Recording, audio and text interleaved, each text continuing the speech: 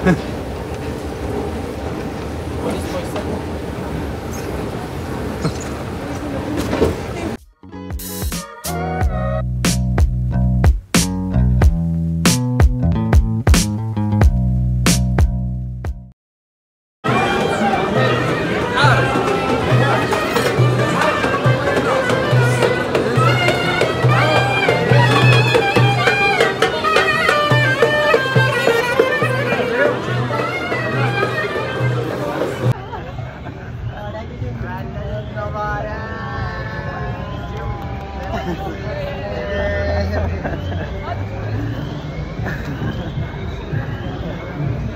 باشه.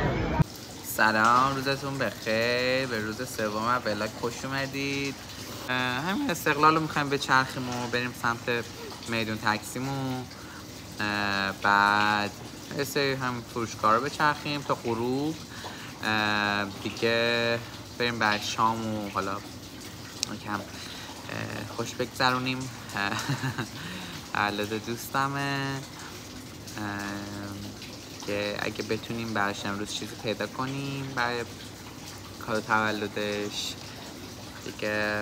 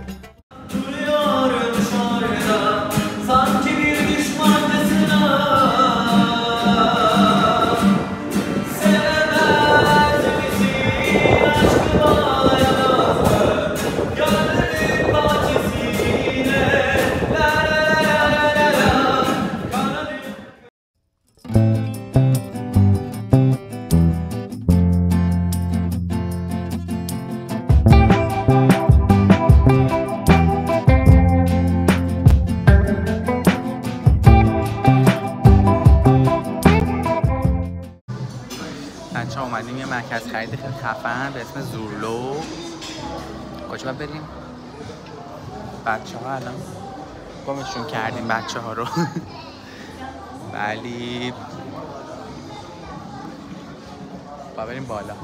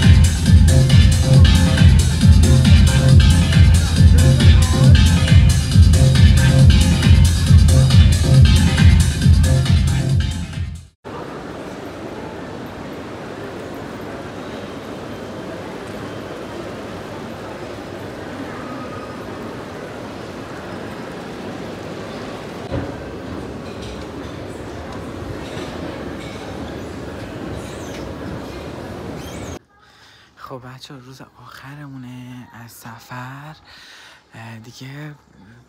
تندی اومدیم یه سری چیزایی که مونده رو خرید کنیم. حالا داریم میچرخیم که یه سری خرید دیگه هم بکنیم. بچه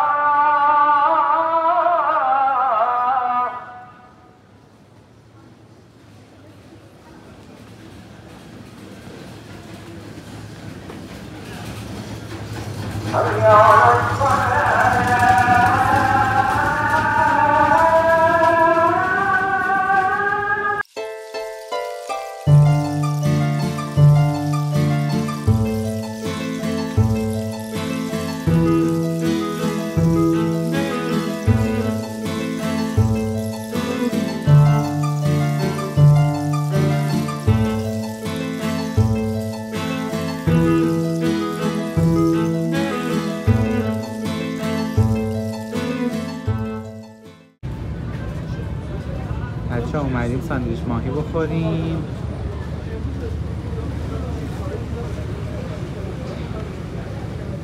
یه عالمه عروس دریایی اینجا هست.